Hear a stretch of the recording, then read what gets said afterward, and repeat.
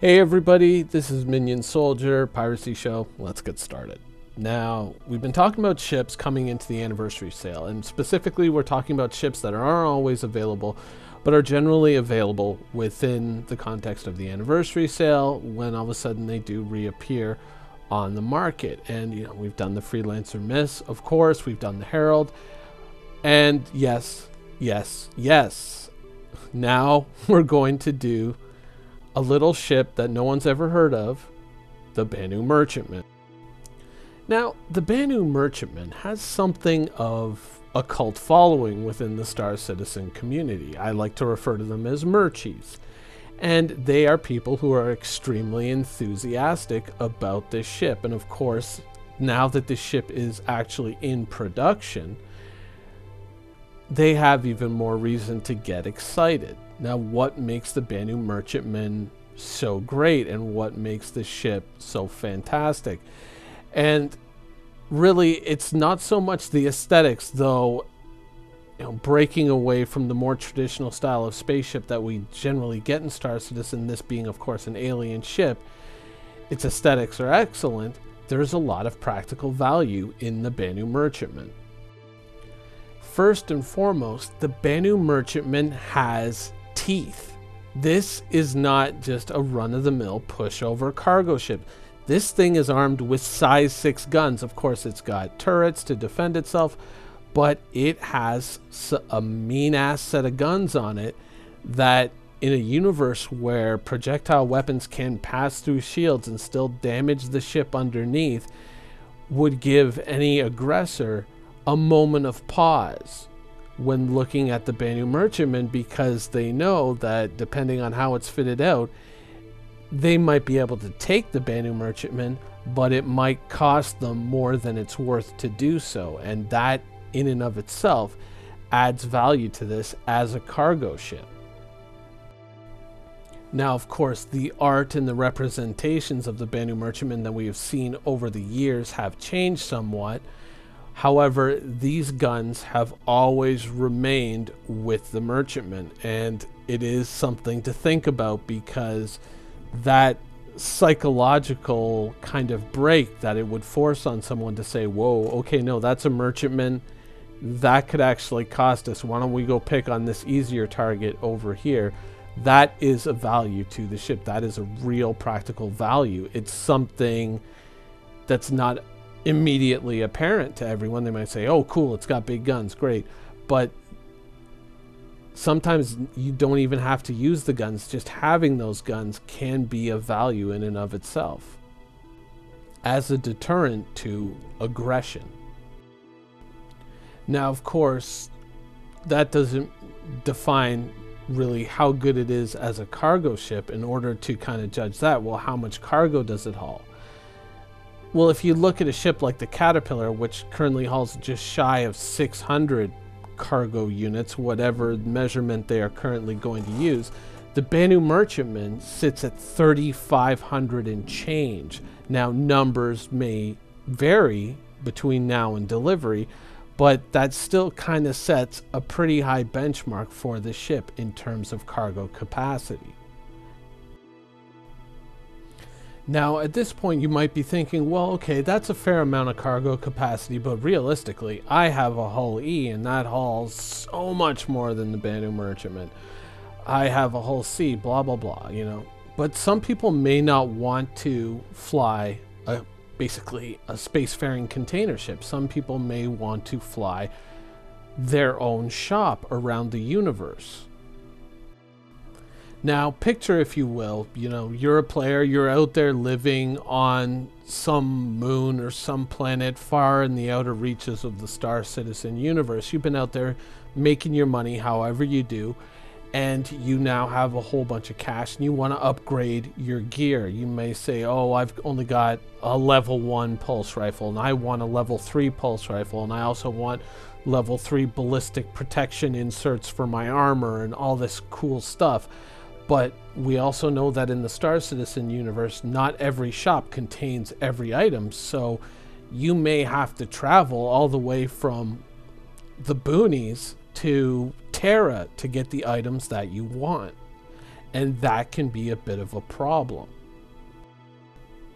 Because as we saw in the Star Citizen demo, which you're seeing here, travel time between just one planet and another within a system took 8 minutes. So imagine having to travel those broad distances within a system just to get to different jump points to get to a different system. You can start to see how that travel time adds up, and you may be like, well, I would like to go to Terra and get all that gear, but it's gonna take forever to do that, and I'm kind of not motivated to do that right now. Now enter the Banu Merchantman, which has its own shop built into the ship. This is central to the lore of the ship. It is seen as a traveling caravan selling to players all over the place. It is supposed to have a shop built into it. Enter an enterprising player who has gone to these high pop systems where they can get all these kind of specialist goods, purchase them, and then take them out to the boonies and sell them at a reasonable markup right there on the spot. And that is one of the great things about the Banu Merchantman, is it's a flying shop where you kind of carry your merchandise with you if you so choose, or you can use it as a straight up cargo hauler. Now the Hull C is the closest contemporary to the Banu Merchantman. It's got over 1,000 more cargo capacity, and so over time it is obviously going to earn more cash for you than the Banu Merchantman will. It could simply by the sheer volume of what it can haul. But there is that value in the Banu Merchantman's weapon. If you're a pirate and you're looking at a Hull C next to a Banu Merchantman as two possible targets, which ship are you going to go after? Remember, piracy is about profit. It's about making money. And it's about minimizing your risks and maximizing your profit. So if you're looking at a Banu Merchantman and you're also looking at a Hull C, well, the Hull C, yeah, it hauls more, so there's more to take there, and it's less well armed, whereas the Banu Merchantman has a little bit less, but it has a heck of a lot more firepower, and that could cost you eating into your profits from that operation, even if you successfully take it down. And in the end, it has less cargo capacity, so you probably are going to have less of a take from the Merchantman than you would from the Hull C. Which one would you choose? If plying the space lanes for profit were the career path that I had chosen for myself, the ship that I would have picked up would have been the Banu Merchantman, hands down. I simply feel that it is such a well-situated ship in that realm because of its weapons and because of its, its usefulness as a mobile shop and not strictly as just a cargo hauler. All of that, to me, makes a ship that I think is a little bit more broadly useful than just a straight up cargo hauler. And that's why I like the Banu Merchantman. Now, of course, the price of the Banu Merchantman has gone up. Used to be in the 200s, now it's about 350-ish for the Banu Merchantman. Now, for that 350, you do get a ship with obviously a strong defense and about 7 times the cargo capacity of a Caterpillar. But $350 is still a lot to ask. Now, you might also say, well, hey, it's in production right now, so chances are not very long we might be seeing the Banu Merchantman in game, probably a year or a little bit more. But yeah, it is reasonably possible that we may see this ship fairly soon.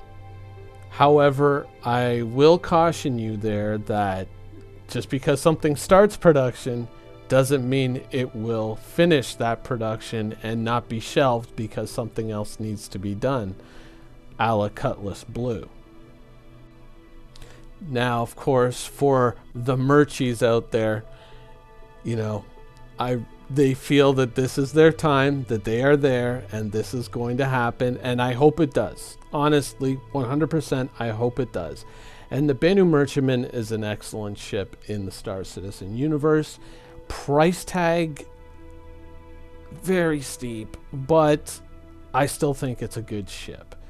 Now you may say, oh, well, I'd like the ship. You've made a good argument for it, but I think I'm going to wait to get one in-game.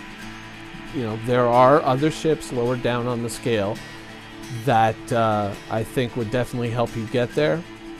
But I think that whether you buy one now or wait to get it in-game, I don't think that this is a ship that is going to disappoint you.